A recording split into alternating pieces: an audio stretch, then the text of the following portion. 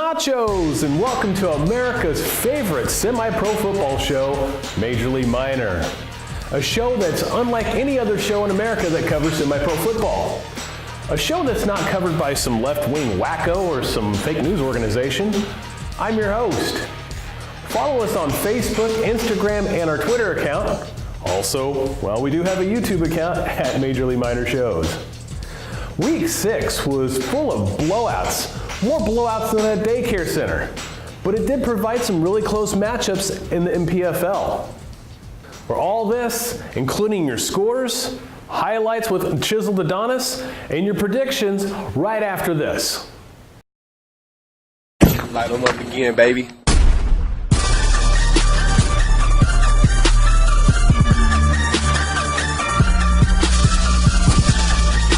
Light them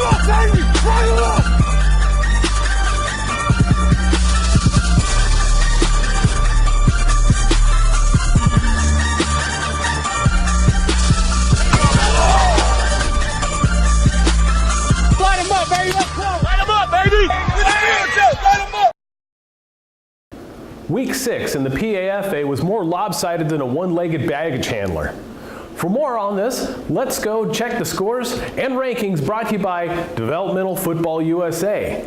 Like them on Facebook at Developmental Football USA to cover all the scores and rankings in all of the United States. The Northwest Arkansas Battle traveled down to Iowa Park, Texas to take on the Lawton Savages. A closer game than what we predicted, with the final score of the battle 28, the Savages nothing. Next, the Oklahoma City Bulls were on the road for the third consecutive week as they faced off against the Joplin Crusaders in Joplin. The Bulls did their best by only allowing 23 points on defense, but they couldn't put up any points on the board as the Crusaders closed out another close one at home with a score of 23-0. The game of the week hosted the Tri-City Panthers taking on the Enid Enforcers in Enid. Tri-City was relentless coming off a disappointing loss against Joplin last week, but they gained some of the momentum back as they prosecuted the Enforcers by a final score of 38-0. For more on last week's games, we send you out to the Hold My Nuggets studios in New York with your host, Chiseled Adonis. Ladies and gentlemen, welcome to your Week 6 PAFA game highlight commentary. First, we have the Joplin Crusaders taking on the OKC Bulls. Steve Hamilton will run a play-action fake connect with Justin Hunter, and he'd be tackled inside the 1-yard line. On the very next play, they'd hand the ball off to Prince Jones, who would find his kingdom in the end zone as he pounds it in for a 1-yard TD. Next, we travel out to Enid, where the Panthers would travel to take on the Enforcers. Garrett Griffith would take the snap, roll to his right, repossess the ankles of one of the Enforcers, and he would get a big-time block where one of the Enforcers are decleated at the 30-yard line, and he'd run it into the end zone for a 65-yard Panthers touchdown. Unfortunately for the Lawton Savages, they must still be suffering from pneumonia because they're coughing up the ball as they fumble on the play. It's recovered by the Northwest Arkansas Battle, and the battle would make the Savages pay as Wayne Hall would run it into the end zone to get the battle on the board. Oh, did you think we were going to kick a field goal? Wrong. 2 for your mistakes for fumbling the ball. 8-0 lead for the battle. The Oklahoma City Bulls looking to respond after giving up an early touchdown, and the quarterback's got his man. He just so happened to be wearing a different colored jersey. It's intercepted by Donnell Swanson making a move at the 20. He's going to try to cut back to go to McDonald's to get a pick 6, but he's going to be caught by a convoy of Bulls. But wait, there's laundry on the field. Flag on the play, defensive pass interference. It would not matter because the Bulls would turn it over anyway. It's destiny they get intercepted on this drive as Keenan Begley would return it to the 26-yard line. And the Tri-City Panthers are doing Panther things as Garrett Griffith would hand the ball off to Keith Marshall, and much like a prostitute with HIV offering a good time, nobody's touching him as he runs into the end zone for a 48-yard touchdown. For the Northwest Arkansas Battle, Jess Brown is showcasing his education from the Frank Tarkenton Mobile Quarterback University. You thought I was scrambling to the left? Gotcha, bitch. He scrambles back to the right, looking like he graduated with a PhD in Russell Wilson studies, and connects for a touchdown. It seems Wayne Hall wants to get in on the fun. He says the Lawton Savages defense was playing Uno the wrong way. 2 for your mistakes again as they take a 16-0 lead. The Bulls to punt the ball back, but it seems the kicker's foot is sponsored by Stevie Wonder because he kicks oxygen rather than the ball. It's recovered by the Crusaders at the 34-yard line. What's wrong with him? You got that right, James. What's wrong with him? But the Crusaders would turn the ball over. Steve Hamilton would connect with Justin Hunter, who gets absolutely tattooed at the 2-yard line. Fumbles on the play. It's recovered by the Bulls. Let's look at that again. Sometimes when you play with Bulls, you get the horns. He got laid out from the east to the west, back to the east, back to the west. Meanwhile, for the Enid Enforcers, they're still trying to get on the board, but they've been spending all their time at the Tri-City Panthers pastry shop ordering interception turnovers as the ball is intercepted by Will Danderson, and he's going to return it all the way to the 47-yard line. Somebody please tell the Lawton Savages you can't shoot bullets with your gun on safety. 2 for your mistakes again. And it seems the Bulls punter may have been sponsored by Helen Keller as well. You had one job. Tell him, James. What the hell wrong with them? What's wrong with them? What's wrong with him? Justin Hunter would make them pay, get the handoff the same spot he just got laid out, and tells the Bulls, you get the horns this time. Touchdown, Crusaders. Oh, did you think I forgot about those 2 back-to-back muff punts? 2 for your mistakes, says the Crusaders. Meanwhile, for the battle, Wayne Hall has raised the family inside the end zone of the Lawton Savages the amount of times he's been there. Jess Brown is not done getting in on the fun as he tell the Lawton Savages, did you forget we're playing Uno? You can't stop us.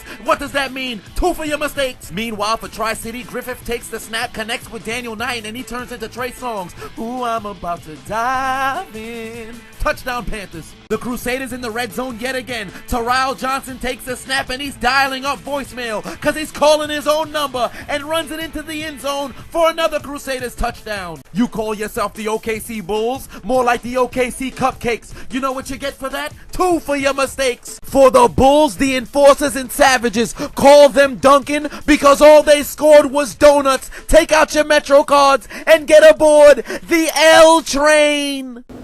Always entertaining and fun to watch, you can catch Chiseled Adonis on his Facebook, Instagram, YouTube, Snapchat, everything in the sun at Chiseled Adonis. Catch some of his stand-up comedy routine. He's got it posted up on his YouTube account. It's hilarious. And that'll bring us to this week's Players of the Week. Players of the Week awards are brought to you by our friends at Images and Tile. Check them out at imagesandtile.com for custom murals in your home or office. Our Offensive Player of the Week award goes to number 5 of the Kansas Cougars, quarterback Reggie Langford. A dual-threat quarterback, Langford has recorded 184 yards through the air with 2 touchdowns and 152 yards on the ground, averaging about 8.4 yards per carry.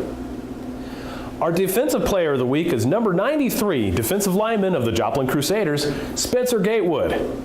Coming off 14 total tackles, 7 sacks, and a tackle for loss, Gatewood is having a good season. And congratulations to our Players of the Week. That'll bring us to this week's predictions brought to you by T-Lake Apparel Company. For all your jersey, uniforms, merchandising needs, check out our friends over at T-Lake. This will be a great competitive week with some good matchups in the PAFA. Our first game will feature the Enid Enforcers taking the short drive to Oklahoma City to take on the Bulls.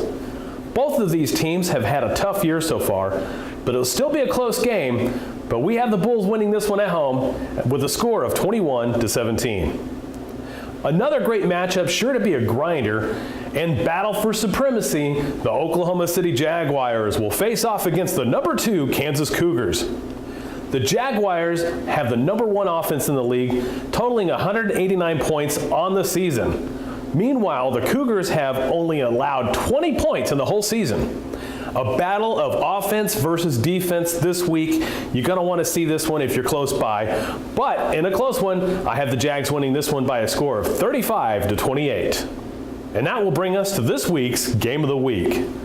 This week's Game of the Week will be broadcasted live on the Springdale Sports Network and here on the Major League Minor Show as the Joplin Crusaders visit the Northwest Arkansas Battle, a rematch from Week 1 that ended up in a tie. Now, I expect nothing less than a grudge match this week.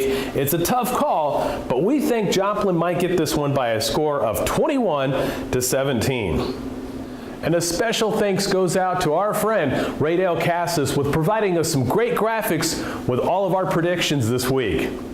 That'll take us to the MPFL right after these messages.